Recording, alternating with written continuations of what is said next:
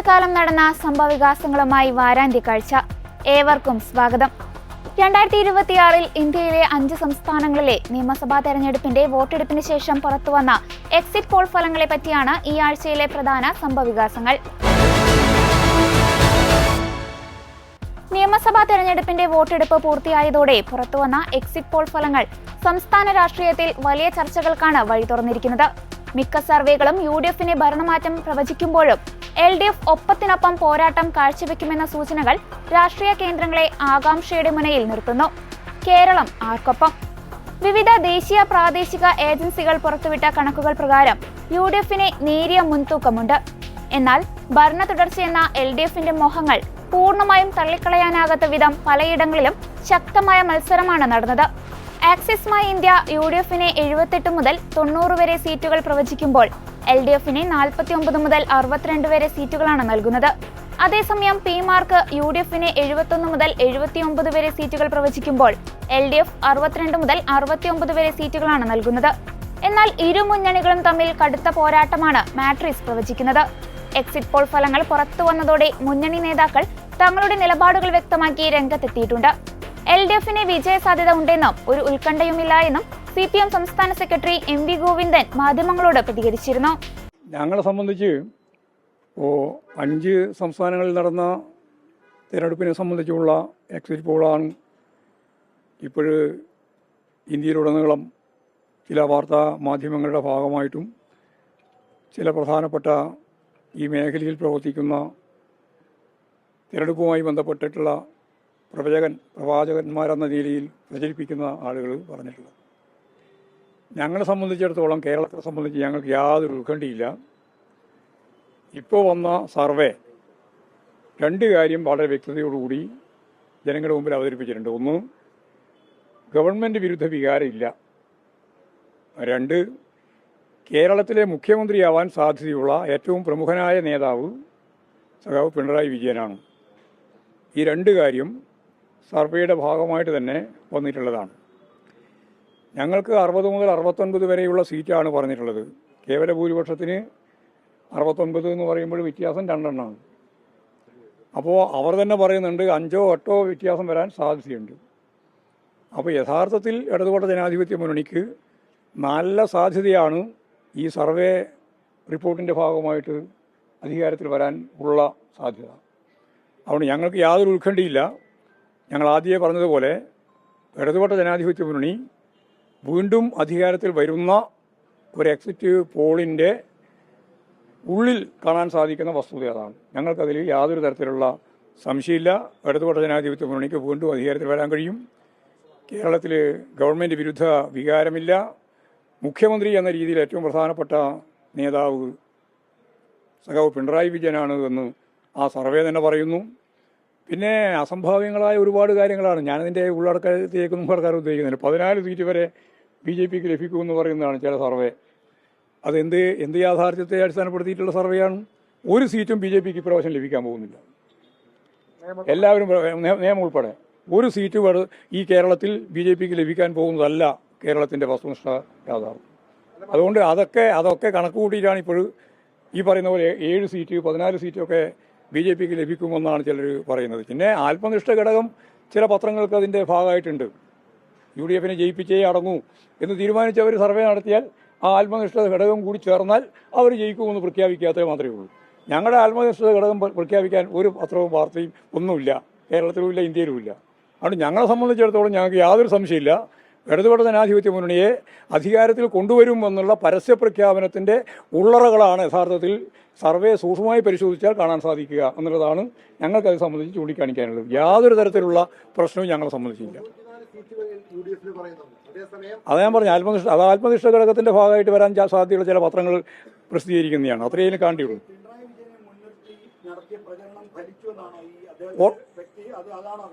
അതല്ലേ ഇതിൽ ഏറ്റവും പ്രധാനപ്പെട്ട കാര്യം. ഇടതുപക്ഷ ജനാധിപത്യ മുന്നണി അത് ഉയർത്തിയിട്ടുള്ള മുദ്രാവാക്യം, അത് ഉയർത്തി മുമ്പോട്ടേക്ക് പോകുന്നതിന് നേതൃത്വപരമായ പങ്കുവഹിച്ചിട്ടുള്ള സഖാവ് പിണറായി വിജയൻ പൊതുവെ അംഗീകരിക്കപ്പെടുകയാണ് ചെയ്തിട്ടുള്ളത്. ഗവൺമെൻറ് വിരുദ്ധ വികാരം ഇല്ല എന്ന് എല്ലാവരും സമ്മതിച്ചിട്ടുണ്ട്. അതാണ് ഇപ്പോൾ ഈ സർവേയുടെ ഏറ്റവും പ്രധാനപ്പെട്ട കാര്യം. പിന്നെ 100+ പോകുന്നുള്ളതായിരുന്നു UDFിൻ്റെ പ്രതീക്ഷ. അല്ലെങ്കിൽ വനവാസത്തിലേക്ക് പോകുമെന്നുള്ളതാണ് അദ്ദേഹം പ്രഖ്യാപിച്ചിട്ടുള്ളത്. അതൊക്കെ ഇപ്പോൾ കൃത്യമായിട്ട് ജനങ്ങൾ മനസ്സിലാക്കത്തക്ക രീതിയിൽ ഈ സർവേയിലൂടെ തന്നെ അതിനൊന്നും സാധ്യതയില്ല എന്ന് കൃത്യമായിട്ട് വ്യക്തമാക്കപ്പെട്ടിട്ടുണ്ട്. അതുകൊണ്ട് ഇടതുപക്ഷ ജനാധിപത്യ മുന്നണിക്ക് യാതൊരു തരത്തിലുള്ള പ്രയാസവും അനുഭവിക്കേണ്ട കാര്യമില്ല. ഞങ്ങൾ അധികാരത്തിൽ വരുമെന്ന് തന്നെയാണ് ഈ സർവേ കൃത്യമായിട്ട് പരിശോധിച്ചാൽ ഉള്ളത്. ചില എക്സിറ്റ് പോളുകളിലൊക്കെ മലപ്പുറം, എറണാകുളം, കോട്ടയം ഒക്കെ ഒരു സീറ്റും ഇല്ലാതെ പോകും. കേരള കോൺഗ്രസ് എമ്മിന് ഒരു സീറ്റും കിട്ടാത്ത സാഹചര്യം ഉണ്ടാവുന്നതൊക്കെ സർവേ. അതൊക്കെ ശരിയായ സർവേ അല്ല, അതൊന്നും ഞങ്ങൾ അംഗീകരിക്കുന്നതല്ല. ഞാനതല്ലേ പറഞ്ഞത്.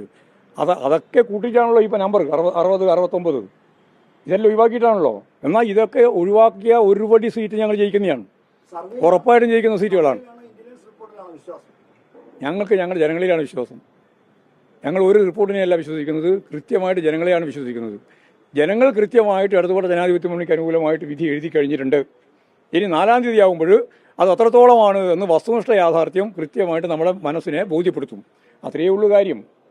വെറുതെ അതിനിടയ്ക്ക് അവകാശവാദങ്ങളൊന്നും ഉന്നയിക്കേണ്ട കാര്യമില്ല. പക്ഷേ ഇങ്ങനെയൊരു സർവേ റിപ്പോർട്ട് വന്ന പശ്ചാത്തലത്തിൽ ഞങ്ങൾക്ക് അതിനുള്ള പ്രതികരണം എന്താണെന്ന് പറയാൻ മാത്രമേ ഉദ്ദേശിക്കുന്നുള്ളൂ.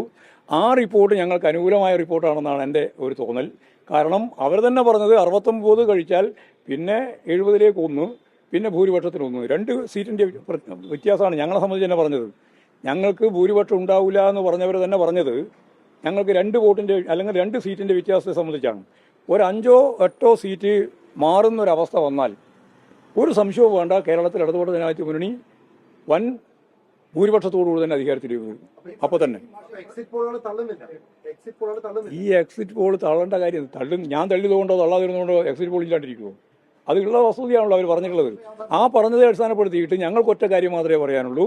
അത് യഥാർത്ഥത്തിൽ ഞങ്ങൾ ജയിക്കും എന്ന് പരസ്യമായിട്ട് പറയാൻ പറ്റാത്ത ചില ആളുകൾ രഹസ്യമായിട്ട് പറയുകയാണത്. ഈ റിപ്പോർട്ടിൻ്റെ ഉള്ളടക്കം അതാണ്. എന്താ കാരണം? ഗവൺമെൻറ് വിരുദ്ധ വികാരമില്ലാന്നും പറഞ്ഞു, മുഖ്യമന്ത്രി എന്ന രീതിയിൽ 1-ാം സ്ഥാനത്ത് പിണറായി വിജയനാണെന്ന് പറഞ്ഞു. അത്രയും പറഞ്ഞു കഴിഞ്ഞാൽ വളരെ വ്യക്തമല്ലേ?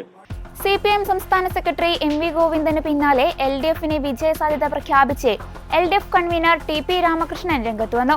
കഴിഞ്ഞ തവണയും എക്സിറ്റ് പോളുകൾ ഉണ്ടായിരുന്നുവെന്നും അന്ന് വടകരയിൽ ശൈലജ ടീച്ചർ പരാജയപ്പെടുമെന്നാണ് പല സർവേകളും പ്രവചിച്ചിരുന്നത്. എന്നാൽ ഫലം വന്നപ്പോൾ അത്തരം പ്രവചനങ്ങൾ തെറ്റാണെന്ന് തെളിഞ്ഞതായി TP രാമകൃഷ്ണൻ പറഞ്ഞു.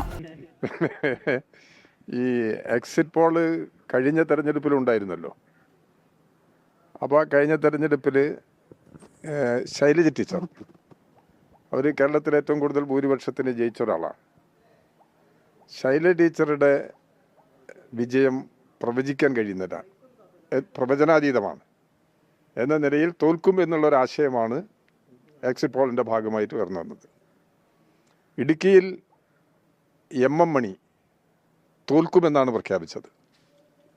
കോഴിക്കോട് ജില്ലയിൽ ഈ ബേപ്പൂർ അസംബ്ലി മണ്ഡലവും ബാലുശ്ശേരി അസംബ്ലി മണ്ഡലവും തോൽക്കുമെന്നാണ് പ്രഖ്യാപിച്ചത്. ആ പ്രവചനത്തിന് തികച്ചും വ്യത്യസ്തമായിരുന്നു. എക്സിറ്റ് പോളിൻ്റെ ഈ വിശകലനത്തിന് തികച്ചും വ്യത്യസ്തമായിരുന്നു തെരഞ്ഞെടുപ്പ് ഫലം. ഇതെല്ലാം വ്യത്യസ്തമായ നിലയാണുള്ളത്. അപ്പോൾ തെരഞ്ഞെടുപ്പിൻ്റെ എക്സിറ്റ് പോള് അത് പൂർണ്ണമായിട്ടും ജനങ്ങളുടെ അഭിപ്രായങ്ങൾ പ്രതിഫലിപ്പിക്കുന്നു എന്ന നിലയിൽ നമുക്ക് വിലയിരുത്താൻ കഴിയുന്നതല്ല. അപ്പോൾ അതുകൊണ്ട് അത്തരം സാഹചര്യങ്ങളെല്ലാം പരിശോധിച്ച് വിശകലനം ചെയ്യുമ്പോൾ ഇപ്പോൾ വന്നിട്ടുള്ള ഈ റിപ്പോർട്ട് നമുക്ക് സ്വീകരിക്കാൻ കഴിയാവുന്ന ഒരു നിലയല്ല. അത് അങ്ങനെ സംഭവിച്ചോളണമെന്നില്ല. അതാണ് പൊതുവായിട്ടുള്ള ഞാൻ പരിശോധിച്ച സമയത്ത് കണ്ടെത്തിയിട്ടുള്ള ഒരു വിശകലനം അതാണ്. അതിനുള്ള പല കാരണങ്ങളുമുണ്ട്. ഇതിൻ്റെ വിവിധ സാമൂഹ്യ ഘടകങ്ങൾ അവർ പരിശോധിച്ചപ്പോൾ വസ്തുതാവിരുദ്ധമായ പല അഭിപ്രായങ്ങളും അവർ ഈ വിശകലനത്തിൽ ഉയർന്നു വന്നിട്ടുണ്ട്. അപ്പം അതുകൊണ്ട് ഇപ്പം എക്സിറ്റ് പോളിൻ്റെ ഭാഗമായി വന്നു ചേർന്നിട്ടുള്ള ഒരു നിലപാട് കേരളത്തിൻ്റെ യഥാർത്ഥ വിധിയുമായി ബന്ധപ്പെടുന്നതല്ല എന്നതാണ് എൻ്റെ അഭിപ്രായം. ഇക്കാര്യത്തിലൊന്നും ഒരു പ്രശ്നവും സംശയങ്ങളും വേണ്ടാലോ. 4-ാം തീയതി ഒരു ഉച്ചവരെ കാത്തിരുന്നാൽ മതിയല്ലോ. അപ്പം 4-ാം തീയതി വോട്ടെണ്ണുന്ന സമയത്ത് എന്താണ് യഥാർത്ഥ നില എന്നുള്ളത് കേരളത്തിനും ലോകത്തിനാകെയും മനസ്സിലാക്കാൻ സാധിക്കും. അപ്പം അതുകൊണ്ട് അക്കാര്യത്തിൽ ഭരണവിരുദ്ധ വികാരമില്ല. ഭരണവിരുദ്ധ വികാരം എന്നത് കേരളത്തിൽ കുറച്ച് കാലമായിട്ട് നിങ്ങളാണ് പ്രധാനമായിട്ടും പ്രചരിപ്പിക്കുന്നത്. നിങ്ങൾ മീൻസ് നിങ്ങൾ പേഴ്സണലല്ല, മാധ്യമങ്ങളാണ് ഭരണവിരുദ്ധ വികാരം പ്രചരിപ്പിക്കുന്നത്. പിന്നെ UDFും നേരത്തെ ഈ ലോക്കൽ ബോഡി ഇലക്ഷനിൽ ഭരണവിരുദ്ധ വികാരത്തെ സംബന്ധിച്ച് അവർ പറഞ്ഞെങ്കിലും അത് പ്രകടമായില്ല. പിന്നീട് നിയമസഭാ സമ്മേളനങ്ങൾ പിന്നീട് നടന്നിട്ടുണ്ട്. അപ്പോൾ ഇതിലൊന്നും ഭരണവിരുദ്ധ വികാരം എന്ന നിലയിൽ ഒരു തരത്തിലും അവർക്ക് സ്ഥാപിച്ചെടുക്കാൻ കഴിഞ്ഞിട്ടില്ല.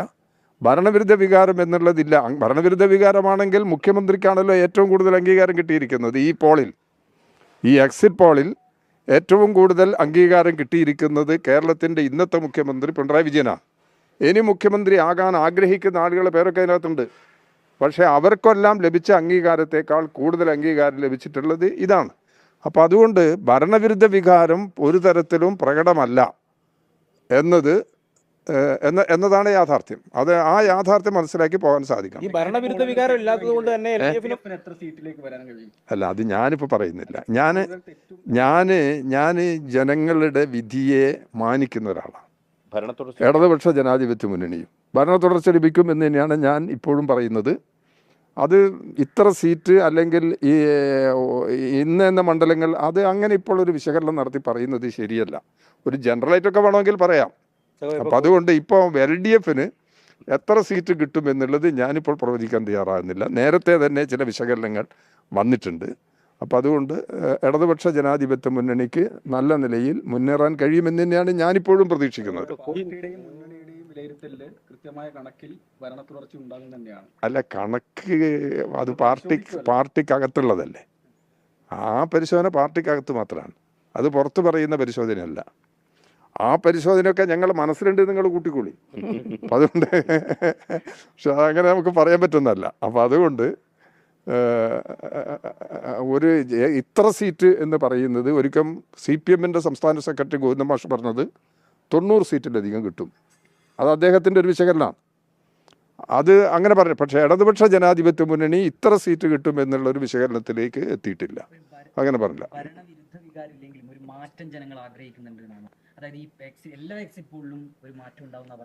ആ മാറ്റം എന്തിൻ്റെ അടിസ്ഥാനത്തിൽ? അതല്ലേ പ്രശ്നം. ആ മാറ്റം, നിലവിലുള്ള ഭരണം മോശമാണെങ്കിൽ ഈ ഭരണത്തെ ഒന്ന് മാറ്റണം. പിന്നെ ചിലർ അങ്ങനെ പറയുന്നു എന്ന് പറയുന്നുണ്ട്. ഏത് മാറ്റം വേണം എന്ന് പറയുന്നവർ എന്തിൻ്റെ അടിസ്ഥാനത്തിൽ മാറ്റം വേണം? അത് അവർ പറയട്ടെ, അത് വ്യക്തമായിട്ട്. അതിപ്പോൾ ഇലക്ഷൻ കഴിഞ്ഞാലും നമുക്കത് ചർച്ച ചെയ്യേണ്ടി വരും. ഇലക്ഷൻ കഴിഞ്ഞിട്ടും ചർച്ച നടത്തിയിട്ട് അത്തരം പ്രശ്നങ്ങളിൽ ഇപ്പോൾ ഇലക്ഷന് മുമ്പ് ഇന്ന കാരണം കൊണ്ട് മാറ്റം വരണം എന്ന് ആരും ഉന്നയിക്കപ്പെട്ടിട്ടില്ല. അപ്പോൾ അതുകൊണ്ട് അത് നമുക്ക് ആ വിഷയം ഇനി ജയിച്ചാൽ, ഇടതുപക്ഷ ജനാധിപത്യ മുന്നണി ജയിച്ചാലും തോറ്റാലും ഒരു വിഭാഗത്തിൻ്റെ ഇടയിൽ വന്ന ഈ ചിന്ത എങ്ങനെ രൂപപ്പെടുന്നു എന്നുള്ളതിനെ സംബന്ധിച്ച് നമുക്ക് പരിശോധിക്കേണ്ടതായിട്ട് വരും. ആ പരിശോധന നടത്താം. അപ്പോൾ അഭിപ്രായങ്ങളെല്ലാം നമുക്ക് കേൾക്കാം. നിലപാടുകളിൽ അതിനനുസൃതമായിട്ടുള്ള സമീപനം സ്വീകരിക്കാം. അതെല്ലാം നമുക്ക് ചെയ്യാം. എക്സിറ്റ് പോൾ, അതെ ഞാൻ പറഞ്ഞത്. എക്സിറ്റ് പോളിൻ്റെ ഒരു നിലപാട് ഞാൻ കോഴിക്കോട് ജില്ലയെ സംബന്ധിച്ച് പറഞ്ഞല്ലോ. കഴിഞ്ഞ തെരഞ്ഞെടുപ്പിൽ ഇവിടെ ഈ കോഴിക്കോട് ജില്ലയിലാണ് പ്രധാനപ്പെട്ട ചില മണ്ഡലങ്ങൾ തോൽക്കുമെന്ന് എക്സിറ്റ് പോൾ പ്രഖ്യാപിച്ചത്. അതിലൊന്ന് ബാലുശ്ശേരിയാണ്, ഒന്ന് ബേപ്പൂരാണ്. ഈ മണ്ഡലങ്ങളെല്ലാം തോൽക്കും എന്നാണ് അവർ പറയുന്നത്. ഞാനും തോൽക്കുന്ന പട്ടികയിലാണല്ലോ. അതുകൊണ്ട് എക്സിറ്റ് പോളിൽ ഞാനും തോൽക്കുന്ന പട്ടികയിലാണ്.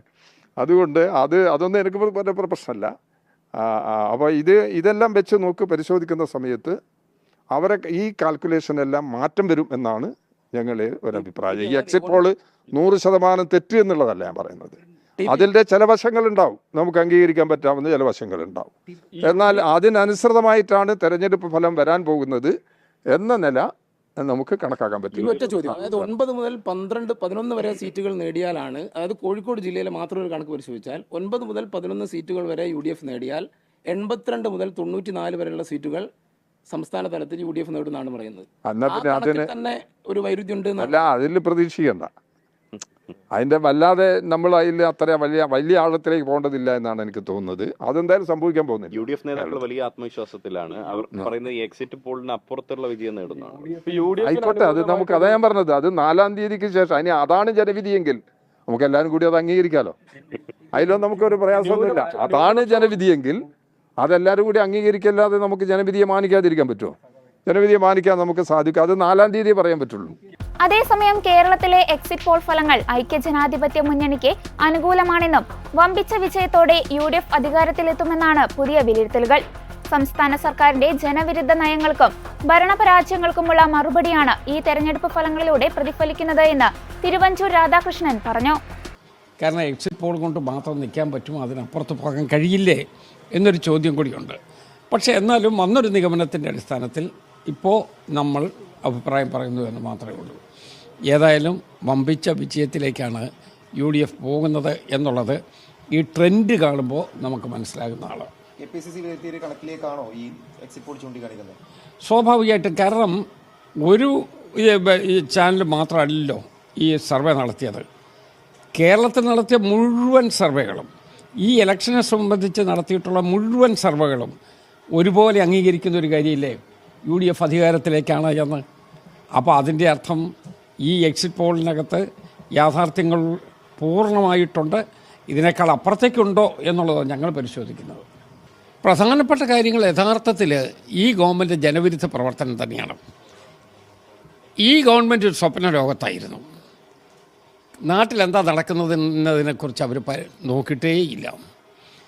അവരുടേതായ സാഹചര്യങ്ങൾ വെച്ച് ഒരു സ്വപ്നലോകത്തിരുന്ന് ഇതിനെ അസസ് ചെയ്തതാണ്. പക്ഷേ ജനങ്ങളുടെ പ്രയാസങ്ങൾ, ദുരിതങ്ങൾ, കഷ്ടപ്പാട്, അവരുടെ കണ്ണുനീര് അത് കാണുന്നതിന് ഒരു നിമിഷം പോലും ഈ സർക്കാരിന് പറ്റിയില്ല. അവർ ചില എക്സിബിഷനിസം കാണിച്ചു, ഷോവനിസം. കാരണം കുറച്ച് ഞങ്ങൾ ആനുകൂല്യം കൊടുത്തിട്ടുണ്ട്, കുറേ കാര്യങ്ങളൊക്കെ ചെയ്തിട്ടുണ്ട്, ആ ആനുകൂല്യമെല്ലാം ഞങ്ങൾക്ക് വോട്ടായി റിട്ടേൺ ചെയ്യും എന്നൊക്കെയുള്ള ഒരു മധുര പ്രതീക്ഷയിലാണ് ഇടതുപക്ഷ ജനാധിപത്യ മുന്നണി ഇരുന്നത്. ആ പ്രതീക്ഷയെല്ലാം മണ്ണടിഞ്ഞു എന്നുള്ളതല്ലേ നമ്മളിപ്പോൾ കാണുന്നത്. ഇപ്പോൾ ഒരു ചർച്ചയേ ഇല്ലല്ലോ. ഇപ്പോൾ എക്സിറ്റ് പോളിനെ കുറിച്ചുള്ള ചർച്ചയാണ്. പോള് കഴിഞ്ഞു, എക്സിറ്റ് പോൾ റിസൾട്ട് വന്നു. ഇനി യഥാർത്ഥത്തിലുള്ള റിസൾട്ട് കൂടി വരണം. അത് കഴിഞ്ഞെങ്കിലല്ലേ മൂന്നാമത്തെ ഘടകത്തിലോട്ട് കടക്കുകയുള്ളൂ. അതുകൊണ്ട് ഇപ്പോൾ തുറക്കാത്ത പറ്റിയെക്കുറിച്ച് എന്തിനാണ് നമ്മളീ പറയുന്നത്? അത് നമ്മൾ ഘട്ടം ഘട്ടമായി ഓരോ രംഗത്തും ജനങ്ങളുടെ പരിപൂർണമായ വിശ്വാസത്തോടു കൂടി അവരുടെ പിന്തുണയോടുകൂടി മുന്നോട്ട് പോകാൻ പറ്റും. ന്യൂനപക്ഷം എന്ന് മാത്രമല്ല, കേരളത്തിലെ ജനങ്ങൾ നമ്മളെ പൂർണ്ണമായി പിന്തുണച്ചു. ന്യൂനപക്ഷങ്ങൾ സ്വാഭാവികമായിട്ട് ഞങ്ങൾ പിന്തുണയ്ക്കും. കാരണം ന്യൂനപക്ഷ താല്പര്യങ്ങൾ പരിരക്ഷിക്കാൻ കേരളത്തിൻ്റെ ചരിത്രത്തിൽ UDFന് കഴിയുന്നത് പോലെ, കഴിഞ്ഞിട്ടുള്ളതുപോലെ ആർക്കെങ്കിലും പറ്റിയിട്ടുണ്ടോ? അതുകൊണ്ട് ന്യൂനപക്ഷ ജനവിഭാഗത്തിൽ ഞങ്ങൾ വിശ്വാസമുണ്ട്. അതോടൊപ്പം തന്നെ ഭൂരിപക്ഷ ജനവിഭാഗത്തിൽ ഞങ്ങളെ അതുപോലെ തന്നെ വിശ്വാസമുണ്ട്. അതുകൊണ്ടാണ് ഞാൻ പറഞ്ഞ കേരളത്തിലെ ജനങ്ങൾ ഐക്യ ജനാധിപത്യ മുന്നണിയോടൊപ്പം നിന്നു, UDFനോടൊപ്പം നിന്നു. ആ റിസൾട്ട് വമ്പിച്ച റിസൾട്ടായി മാറുകയും ചെയ്യാണ്. നമുക്ക് കേരളത്തിൻ്റെ മണ്ണിൽ നിന്ന് സംസാരിക്കാം. കേരളത്തിൻ്റെ എന്നോടിപ്പോൾ നിങ്ങൾ സംസാരിച്ചു തുടങ്ങിയത് കേരളത്തിലെ ഇലക്ഷനെക്കുറിച്ചും അതിനുശേഷമുള്ള എക്സിറ്റ് പോളിനെക്കുറിച്ചാണ്. ബാക്കിയുള്ളത് പറയാം, പക്ഷേ അത് വിശകലനം ചെയ്തിട്ട് പറയണം. അതിൻ്റെ എല്ലാ കാര്യങ്ങളും ആസ്പെക്ട്സും നമ്മൾ വിശകലനം ചെയ്യണം. വിശകലനം ചെയ്തതിന് ശേഷം നമുക്കൊരു ഒപ്പീനിയൻ പറയാം. ഇപ്പോൾ ഇതിനകത്ത് ഞങ്ങൾ മുഴുകി നിൽക്കുകയല്ലേ. കണ്ണും പൂട്ടി ഞങ്ങൾക്ക് ഈ കാര്യത്തെക്കുറിച്ചൊക്കെ നിഗമനങ്ങൾ പറയാൻ കഴിയും.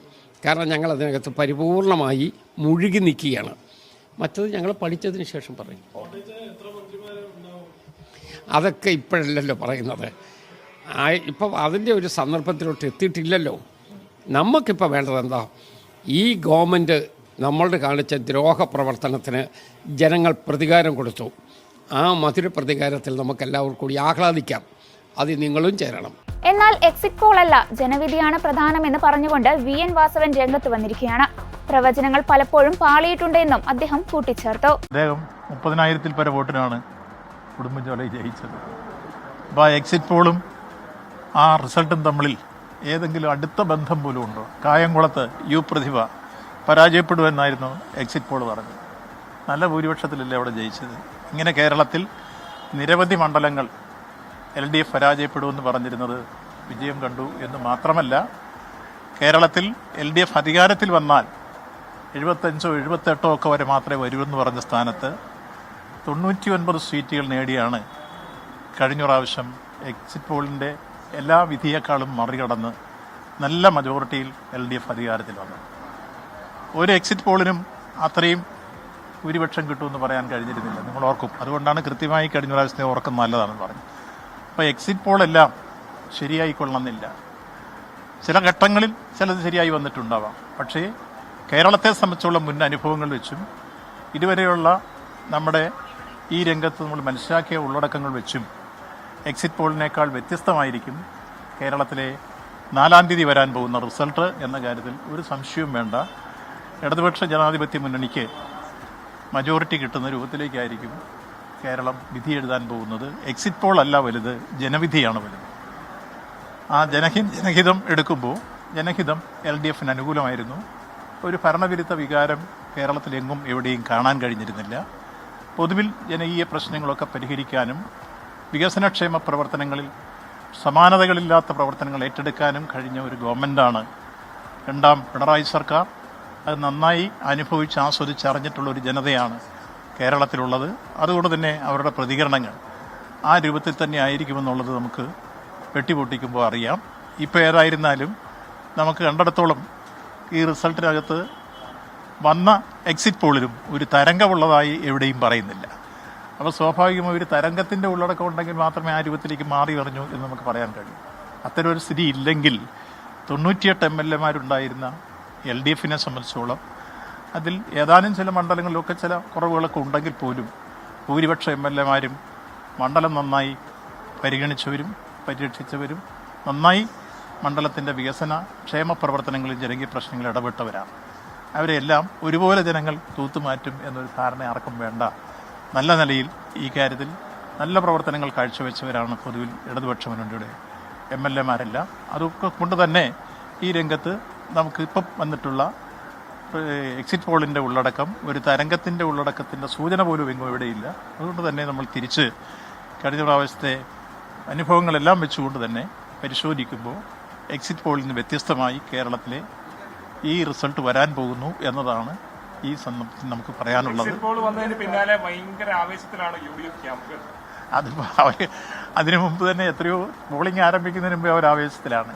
നിങ്ങൾ കണ്ടല്ലോ, യഥാർത്ഥത്തിൽ പോളിംഗ് കഴിഞ്ഞും ഈ എക്സിറ്റ് പോൾ വരുന്നതിന് മുമ്പും മുഖ്യമന്ത്രി കസേരയ്ക്ക് വേണ്ടി എത്ര വലിയ കടിപിടിയാണ് നടക്കുന്നത്. എന്തൊരു അപമാനകരമായ സാഹചര്യമാണ്. UDFന് വോട്ട് ചെയ്തവർ പോലും കേരളത്തിൽ അടക്കം പറിച്ചിരുന്നു. ഞങ്ങളോട് ചില ആളുകൾ സംസാരിച്ചു, വോട്ട് ചെയ്തത് അബദ്ധമായി പോയോ എന്നിപ്പോൾ തോന്നുന്നു. കാരണം അത്രത്തോളം നമ്മൾ കണ്ടു കസേര കളി. ഒരാൾ ദേശീയ അടിസ്ഥാനത്തിൽ ഇംഗ്ലീഷ് പത്രങ്ങളിൽ പ്രത്യേകമായി തൻ്റെ പൂർവ്വകാല ചരിത്രം ഉൾപ്പെടെ അവതരിപ്പിക്കുന്നു. മറ്റു ചില ആളുകൾ ഫ്ലെക്സ് ബോർഡ് വെച്ചുകൊണ്ട് താനാണിതിന് അർഹൻ ബോധ്യപ്പെടുത്തുന്നു. മറ്റു ചില ആളുകൾ താനാണിതിനെല്ലാം അവകാശി എന്ന രൂപത്തിൽ നിൽക്കുന്നു. മറ്റു ചില ആളുകൾ ഞാനാണിതെല്ലാം ഓർഗനൈസ് ചെയ്തെന്ന് പറഞ്ഞ് നിൽക്കുന്നു. എത്ര മുഖ്യമന്ത്രിമാരാണ് കേരളത്തിൽ വരുന്നത്? അപ്പോൾ ആ രൂപത്തിലേക്കുള്ള ചേരിതിരിഞ്ഞുള്ള സംഘടനകൾ അവർ കുറേ നാളായി തുടങ്ങി. ഇവിടെ പോളിംഗ് കഴിഞ്ഞു, പോളിങ്ങിന് ശേഷവും ഒക്കെ തന്നെ ഇതാണ് UDFൽ നടന്നുകൊണ്ടിരിക്കുന്നത്.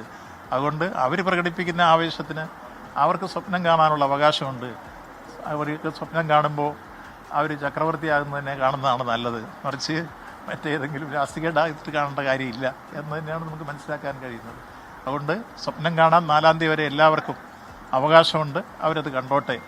ഇടതുപക്ഷ ജനാധിപത്യത്തിനെ സംബന്ധിച്ചോളം ഞങ്ങൾ ഒരു അഹന്തയോ ഒരു അഹങ്കാരമോ ഒരു ഗർവോ പ്രകടിപ്പിക്കാതെ ജനങ്ങളിലാണ് ഞങ്ങൾക്ക് വിശ്വാസം. ആ ജനങ്ങളെ ഞങ്ങൾ വിശ്വസിക്കുന്നു. ആ ജനങ്ങളിലുള്ള വിശ്വാസം വെച്ചുകൊണ്ടാണ് ഞങ്ങൾ ഈ അഭിപ്രായ പ്രകടനങ്ങൾ നടത്തുന്നത്. അതുകൊണ്ട് എക്സിറ്റ് പോളിനേക്കാളെല്ലാം പ്രധാനം ജനഹിതമാണ്. അവരുടെ വിധി വരട്ടെ. അത് 4-ാം തീയതി വരുമ്പോൾ നമുക്ക് ഈ കാര്യങ്ങൾ കൃത്യമായി മനസ്സിലാക്കാൻ കഴിയും. അവരുടെ മുമ്പിൽ ഏതെങ്കിലും ജനങ്ങളുടെ മുമ്പിൽ ഞാൻ എല്ലായ്പ്പോഴും പറയുന്നൊരു വാചകമുണ്ട്, ജനാധിപത്യത്തിൽ ജനങ്ങളാണ് യജമാനന്മാർ, ജനപ്രതിനിധികൾ ദാസന്മാരായിരിക്കണമെന്നാണ് ജനാധിപത്യത്തിന്റെ അർത്ഥപൂർണമായ സങ്കല്പം. തെക്കൻ കേരളത്തിൽ ഇരു മുന്നണികളും ഒപ്പത്തിനൊപ്പം നിൽക്കുമ്പോൾ മധ്യ കേരളത്തിലും വടക്കൻ കേരളത്തിലും UDF മുന്നേറ്റം നടത്തുന്നു എന്നാണ് സർവേകൾ സൂചിപ്പിക്കുന്നത്. സ്ത്രീ വോട്ടർമാർ LDFനെ മുൻതൂക്കം നൽകുമ്പോൾ പുരുഷ വോട്ടർമാർ UDFനെ തുണച്ചതായും റിപ്പോർട്ടുകളുണ്ട്. മെയ് 4-ന് വോട്ടെണ്ണൽ പൂർത്തിയാകുമ്പോൾ മാത്രമേ കേരളം ആർക്കൊപ്പം നിൽക്കുമെന്ന് കൃത്യമായി പറയാനാകൂ. എക്സിറ്റ് പോളുകൾ വെറും പ്രവചനങ്ങൾ മാത്രമാണെന്നും യഥാർത്ഥ വിധി ബാലറ്റ് പെട്ടിയിലാണെന്നും രാഷ്ട്രീയ നിരീക്ഷകർ കരുതുന്നു. ഇതോടെ വാരാന്ത്യ കാഴ്ച പൂർണ്ണമാകുന്നു. അടുത്ത ആഴ്ച വീണ്ടും കാണാം. നന്ദി.